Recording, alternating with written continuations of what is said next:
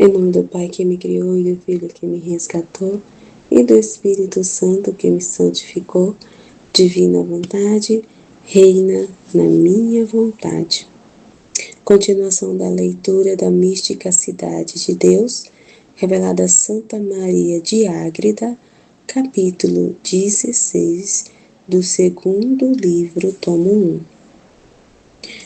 Prossegue a narração da infância de Maria Santíssima no templo. O Senhor previne-a para o sofrimento. A morte de seu pai, São Joaquim. Crescimento de Maria. Havíamos deixado nossa soberana princesa, Maria Santíssima, no templo pelos 3 anos de idade. Desviamo-nos do assunto para dar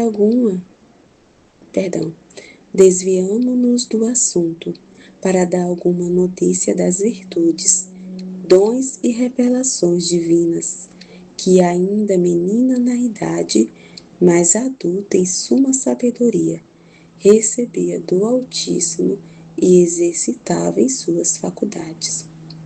Crescia a menina Santíssima em idade e graça diante de Deus e dos homens, mas em tal proporção que sempre a devoção ultrapassava a natureza. A graça nunca lhe foi medida pela idade, mas sim pela divina vontade, e pelos altos fins aos quais a destinava a impetuosa corrente da divindade, que se ia represar e descansar nesta cidade de Deus. Prosseguiu o Altíssimo concedendo-lhes dons e favores, renovando continuamente as maravilhas de seu poderoso braço, como se ele existisse unicamente para ela. Correspondia Sua Alteza naquela tenra idade, enchendo o coração do Senhor de tão perfeito agrado, que aos santos anjos do céu causava grande admiração. Presenciavam os espíritos celestiais certa porfia e admirável competição entre o Altíssimo e a princesa menina. Para enriquecê-la, o poder divino tirava cada dia de seus tesouros novos e antigos benefícios, reservados só para ela. Nessa terra abençoada não se perdia a semente da palavra eterna. Seus dons e favores não davam apenas 100 por 1, como no maior dos santos, mas com admiração do céu.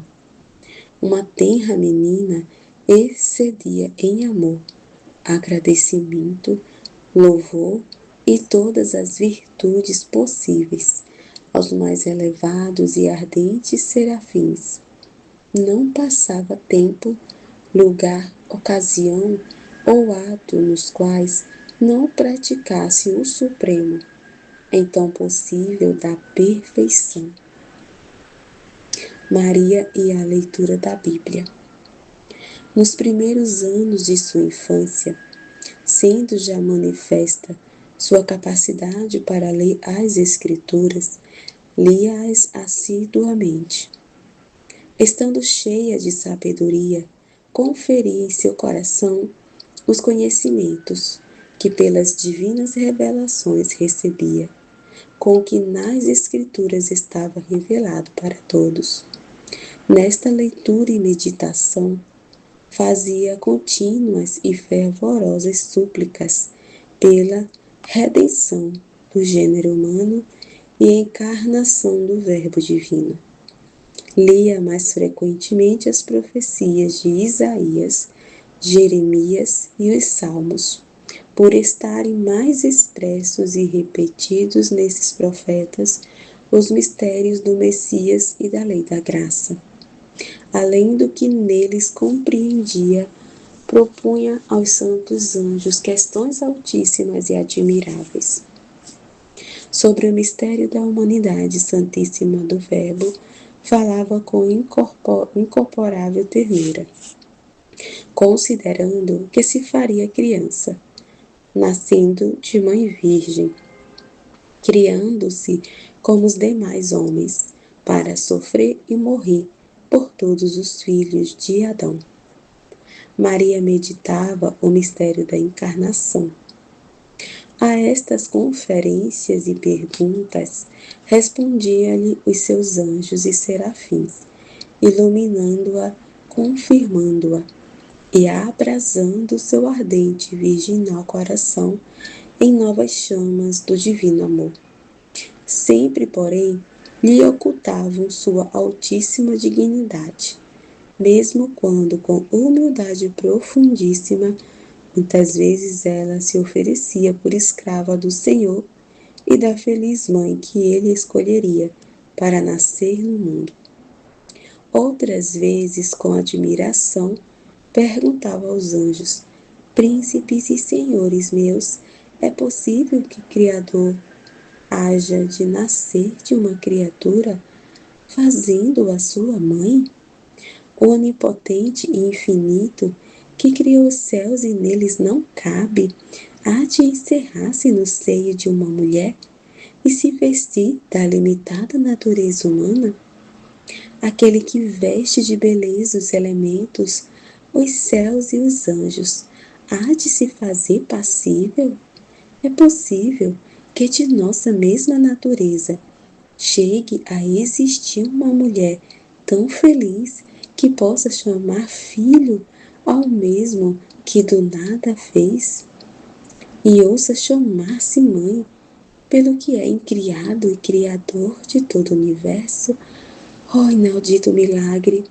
Se o mesmo autor não o revelasse, como poderia a capacidade terrena formar conceito tão magnífico? Ó maravilha das maravilhas, ó felizes os olhos que a virem e os tempos que a merecerem.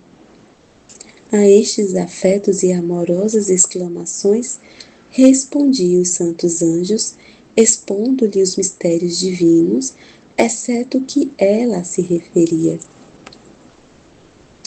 A sua compreensão das Escrituras excedeu a dos profetas e apóstolos. Qualquer um dos elevados, humildes e abrasados afetos da menina Maria eram aquele cabelo da esposa que feria o coração de Deus. Cânticos 4:9. Com tão doce flecha de amor que, se não fora conveniente esperar a sua oportunidade para vir a conceber e dar luz do Verbo, não teria podido, a nosso modo de entender, conter-se o agrado do Altíssimo, sem tomar logo nossa humanidade em suas entranhas. Ainda que desde sua infância, na graça e merecimentos já tivesse capacidade, isso não aconteceu, para que melhor fosse dissimulado e encoberto o mistério da encarnação. A honra de sua Mãe Santíssima estaria também mais oculta e segura, correspondendo seu virginal parto, à idade natural do das outras mulheres.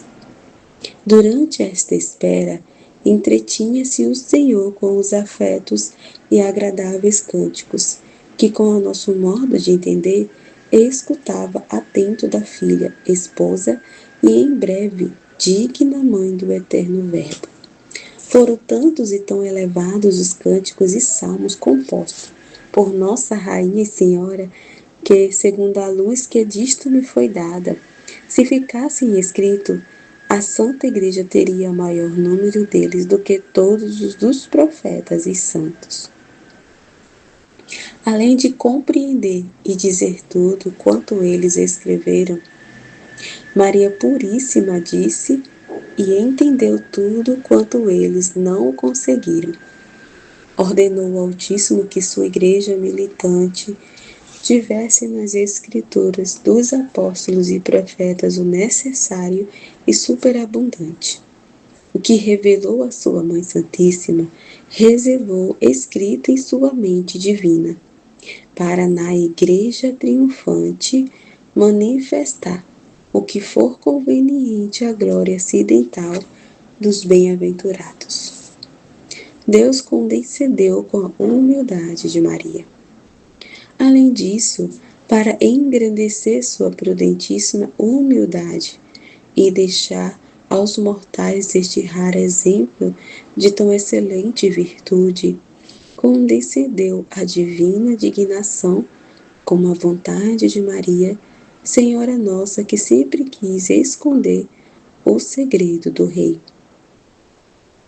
E quando foi necessário revelar parte dele para o serviço de Sua Majestade e benefício da Igreja, procedeu Maria Santíssima com tão divina prudência que, sendo mestra, não deixou de ser sempre humilíssima discípula. Em sua infância, consultava os santos anjos e seguia seus conselhos. Depois do nascimento do Verbo humanado, teve a seu unigênito mestre modelo de todas as suas ações. Terminados os mistérios de Cristo e subindo ele ao céu, a grande rainha do universo obedecia aos apóstolos, como no decurso dessa história diremos. Esta foi uma das razões por que São João Evangelista, escrevendo os mistérios desta Senhora no Apocalipse, os encobria com tantos enigmas, o que tornou possível serem aplicados a toda a Igreja militante e triunfante. Deus prepara a menina Maria para os sofrimentos. Determinou o Altíssimo que a plenitude de graças e virtudes da princesa Maria antecipasse aos mais alto grau de merecimento que ela iria alcançar, mediante árduas e magnânimas ações no modo possível a seus tenros anos. Numa das suas visões divinas, disse-lhe o Senhor: Esposa e pomba minha, amo-te com amor infinito, e de ti quero o mais agradável aos meus olhos, e a plena satisfação de meus desejos.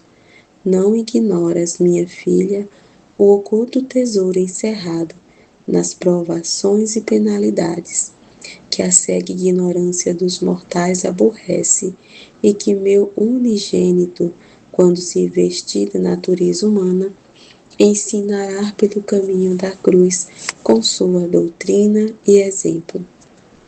Deixá-la por herança a seus escolhidos, assim como a escolheu para si. Estabelecerá a lei da graça, alicerçando sua firmeza e excelência na humildade e paciência da cruz e sofrimentos. Assim o exige a condição da natureza dos homens, ainda mais após o pecado que a deixou depravada e inclinada ao mal.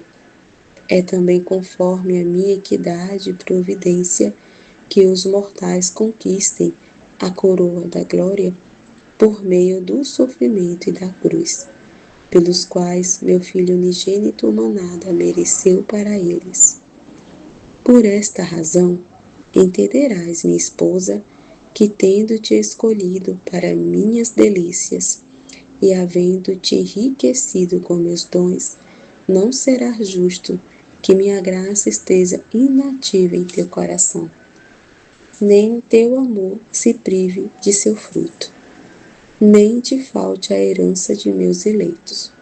Assim quero que te prepares a padecer tribulações e penalidades por meu amor. Maria oferece-se para tudo o que Deus quiser. A esta proposta do Altíssimo respondeu a invencível princesa Maria, com maior constância de coração do que tiveram no mundo todos os santos mártires.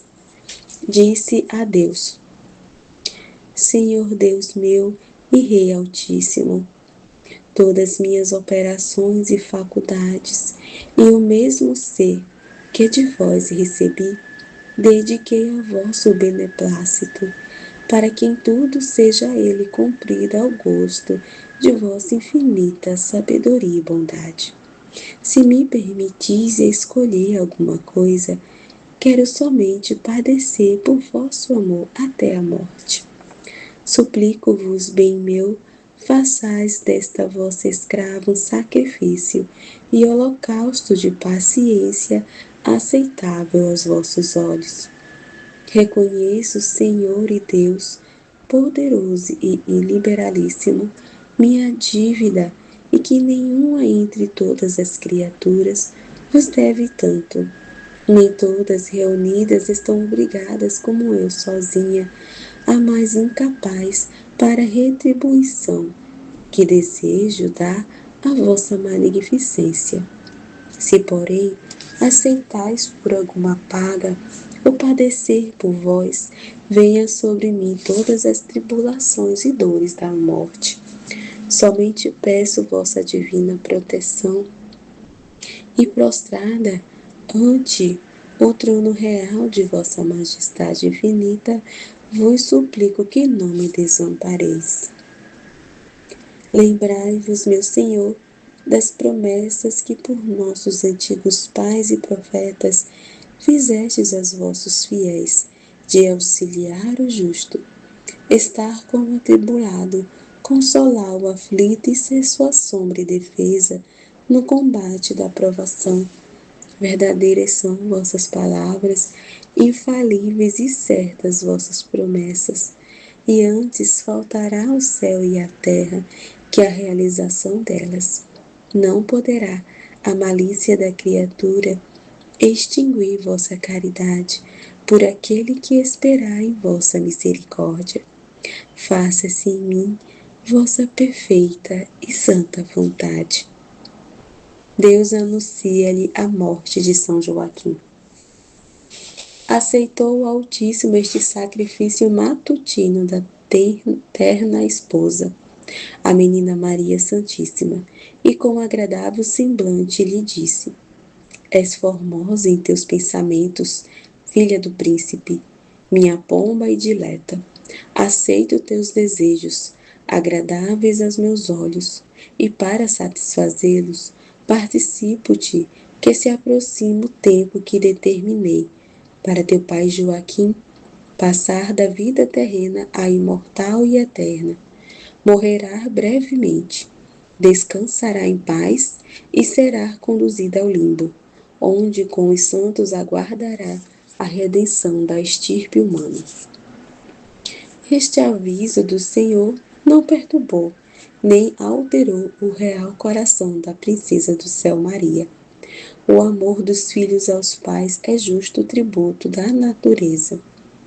Como a menina Santíssima possui este amor em toda a perfeição, não podia evitar a natural dor pela falta de seu pai São Joaquim, a quem como filha santamente amava.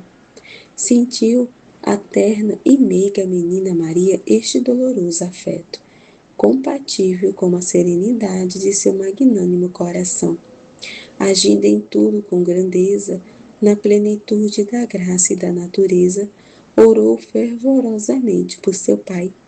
Pediu ao Senhor que, como poderoso e verdadeiro Deus, o auxiliasse na passagem de sua ditosa morte, o defendesse do demônio, principalmente naquela hora, e o colocasse entre o número de seus eleitos, pois em vida havia confessado e engrandecido seu santo e admirável nome. E para mais empenhar o Senhor, ofereceu-se a fidelíssima filha, para sofrer por seu santo pai Joaquim tudo que Deus ordenasse. Maria envia seus anjos para assistirem a São Joaquim. Aceitou Sua Majestade esta petição e consolou a divina menina, assegurando-lhe que assistiriam a seu pai, e como misericordioso e piedoso, remunerador dos que o amam e servem, o colocaria entre os patriarcas Abraão, Isaque e Jacó. Em seguida, preveniu-a novamente, para receber e padecer outros trabalhos.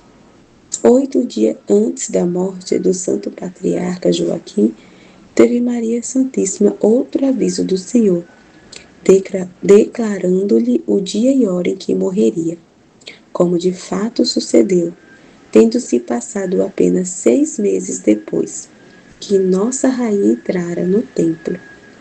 Depois que Sua Alteza recebeu estes avisos do Senhor, pediu aos 12 anjos, que disse acima, eram citados por São João no Apocalipse, Apocalipse 21, 12, assistissem a seu pai enfermo, o consolassem e confortassem como o fizeram. Para a última hora de seu trânsito, enviou todos os de sua guarda e pediu ao Senhor os manifestasse a seu pai, para maior consolo seu. Em tudo acedeu o Altíssimo ao desejo de sua eleita, única e perfeita. O grande e ditoso patriarca Joaquim viu os 1000 anjos da guarda de sua filha Maria, por cujas petições e votos lhe superabundou a graça do Todo-Poderoso. Por ordem dela, disseram os anjos a São Joaquim estas palavras: Homem de Deus, seja o Altíssimo e poderoso tua eterna salvação, e do lugar santo envia o auxílio necessário e oportuno para a tua alma. Maria, tua filha, nos envia para te assistirmos, nesta hora em que vais pagar ao Criador o tributo da morte natural. Ela é fidelíssima e poderosa intercessora tua perante o Altíssimo. Parte deste mundo, Joaquim consolado e alegre em nome, e santa paz do Altíssimo, que te fez pai de tão bendita filha. Por seus ocultos juízos até agora, ele não te manifestou o mistério e dignidade com que investirá tua filha.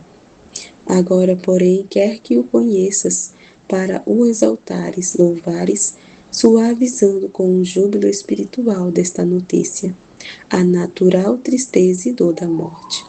Maria, tua filha e nossa rainha, é a escolhida pelo braço do Onipotente, para em suas entranhas vestir de carne e dar forma humana ao Verbo Divino. Será a bem-aventurada mãe do Messias e a bendita entre as mulheres, superior a todas as criaturas e inferior somente a Deus. Tua felicíssima filha será a reparadora do que a linhagem humana perdeu pela primeira culpa. Será o alto monte onde se há de formar e estabelecer a nova lei da graça. Uma vez que já deixais neste mundo sua restauradora e uma filha, pela qual Deus lhe prepara o oportuno remédio, parte dele com a alma em júbilo. De Sião o Senhor te abençoe. Salmo 127, 5. E te constitua entre os santos, para chegares à visão e gozo da feliz Jerusalém. Quando os santos anjos dirigiram a São Joaquim essas palavras, encontrava-se presente sua esposa Santa Ana, assistindo à cabeceira do leito. Por divina disposição, as ouviu e compreendeu. No mesmo momento, o santo patriarca perdeu a fala. Entrando pela comum vereda de todos os mortais, começou a agonizar no maravilhoso combate entre o júbilo de tão alegre nova e a dor da morte. Neste conflito, fez com as potências interiores muitos e fervorosos atos de amor divino. Fé, admiração, louvor, humildade, ação de graças e outras virtudes que exercitou heroicamente. Absorto assim no conhecimento de tão divino mistério, chegou ao termo da vida natural como a preciosa morte dos santos. Salmo 115, 15. Sua santíssima alma foi levada pelos anjos ao limbo dos santos pais e justos. Para novo consolo e luz da prolongada noite em que estes viviam, ordenou ao Altíssimo que a alma do santo patriarca Joaquim lhes servisse de embaixador, junto àquela congregação de justos.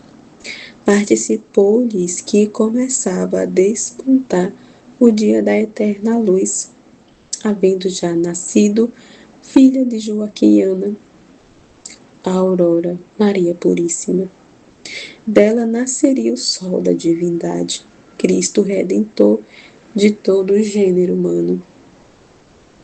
Ouvir os santos pais e justos do limbo estas notícias, com a alegria que ela lhes causou, fizeram novos cânticos de louvor ao Altíssimo.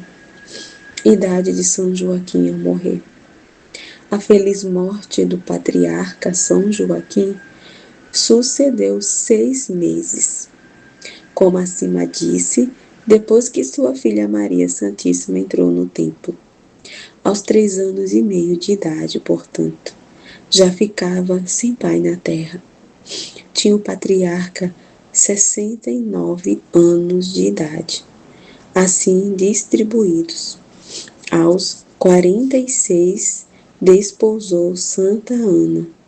Depois de 20 anos de matrimônio, tiveram Maria Santíssima.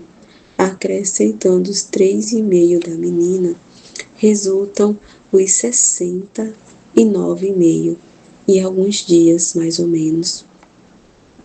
Atos da menina Maria, após o falecimento de seu santo pai. Falecido o pai de nossa rainha, voltaram logo os santos anjos de sua guarda à sua presença, e lhe relataram quanto havia sucedido no trânsito do santo patriarca. Imediatamente a menina prudentíssima, com orações solicitou o conforto para sua mãe Santa Ana, pedindo ao Senhor que a dirigisse e lhe assistisse na soledade em que ficava sem o esposo. Santa Ana também enviou à filha o aviso do falecimento, que foi dado primeiro à mestra de nossa divina princesa. Deveria participá-lo a menina, procurando consolá-la. Assim fez a mestra, e a menina sapientíssima a ouviu amavelmente, com paciência e modéstia de rainha, pois não ignorava o sucesso que lhe referiam como novidade.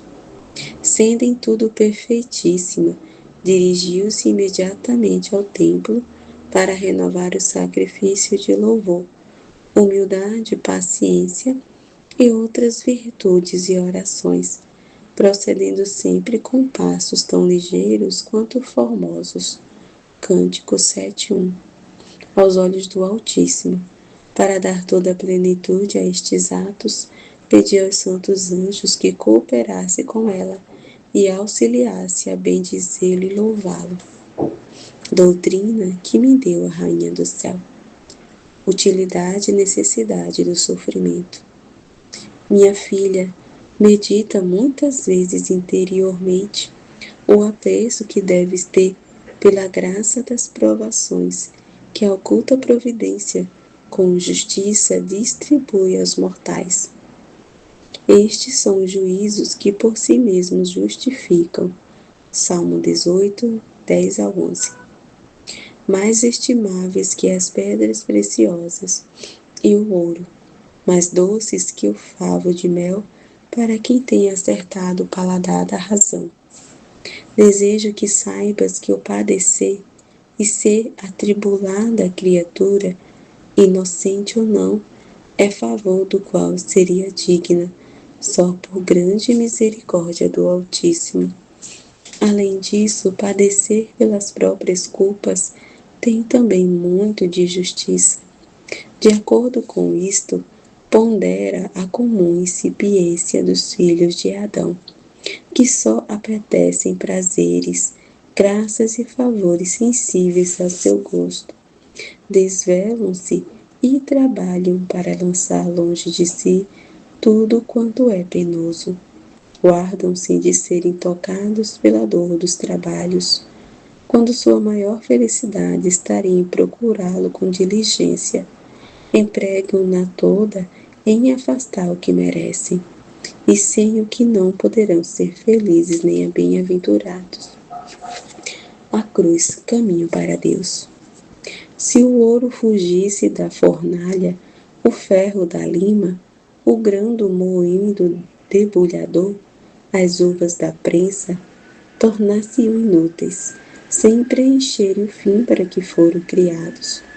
Como então se deixam enganar os mortais, que cheios de feios vícios e abomináveis culpas, pretendem sem a fornalha e a lima dos padecimentos tornar-se puros e dignos de gozar de Deus eternamente? Se mesmo inocentes seriam incapazes de desmerecedores de receber o bem infinito do prêmio coroa, por prêmio coroa, como o serão estando nas trevas e inimizade do mesmo Deus? Não bastando isto, os filhos da perdição empregam todo o desvelo em se conservar indignos e inimigos de Deus. Lançam de si a cruz dos trabalhos, que são o caminho para voltar a Deus, luz para o entendimento, desengano do aparente, alinhamento dos justos, único meio da graça, preço da glória. Acima de tudo, é legítima herança de meu Filho e Senhor, que a escolheu para si e seus eleitos, nascendo e vivendo sempre em trabalhos e morrendo na cruz. Conformidade. Por aqui, minha filha, deverás avaliar o preço do padecer, incompreendido pelos mundanos, por serem indignos desta divina ciência, assim como a ignoram, a desprezam. Alegra-te e consola-te nas tribulações, e quando o Altíssimo se dignar enviar-te alguma, procura ir ao seu encontro, para recebê-la como bênção sua e penhor de seu amor e glória. Dilata o coração pela magnanimidade e constância, para na ocasião de sofrer, te portares do mesmo modo como na prosperidade, de acordo com os propósitos que então fazias. Não cumpras com tristeza o que prometias com alegria. 2 Coríntios 9, 7. O Senhor ama quem é o mesmo no dar e no prometer. Sacrifica, pois, teu coração e faculdades em holocausto de paciência e cantarás, com novos cânticos de alegria e louvor, as justificações do Altíssimo, quando, durante tua peregrinação, te distinguir e tratar como sua, com o sinal de sua amizade, os trabalhos e a cruz das tribulações. Exemplo de Cristo e sua mãe. Adverte, caríssima, que meu Filho Santíssimo e eu desejamos possuir entre as criaturas alguma alma que haja chegado ao caminho da cruz. Queremos poder ensinar-lhe ordenadamente esta divina ciência, afastá-la da sabedoria mundana e diabólica, na qual os filhos de Adão, com cega porfia, querem se avantajar, lançando de si a saudável disciplina dos trabalhos. Se queres ser nossa discípula, entra nessa escola, onde só se ensina a doutrina da cruz, e procura nela o descanso e verdadeiras delícias. Com esta sabedoria não se coaduna o amor terreno, dos deleites sensíveis e riquezas, nem a vã ostentação e pompa que fascina os fracos olhos mundanos, ambiciosos de honra vã e do precioso e grande que atrai a admiração dos ignorantes. Tu, minha filha, escolhe para ti a melhor parte, entre os desconhecidos e esquecidos do mundo. Do mesmo Deus humanado, eu era mãe, e por isso senhora de toda a criação, juntamente com meu Filho Santíssimo. No entanto, fui pouco conhecida, e Sua Majestade muito desprezada pelos homens. Logo, se esta doutrina não fosse a mais estimável e segura, não a teríamos ensinado com nosso exemplo e palavras. Esta é a luz que brilha nas trevas. João 1, 5. Amada pelos escolhidos e detestadas pelos réprobos. Amém. Fiat.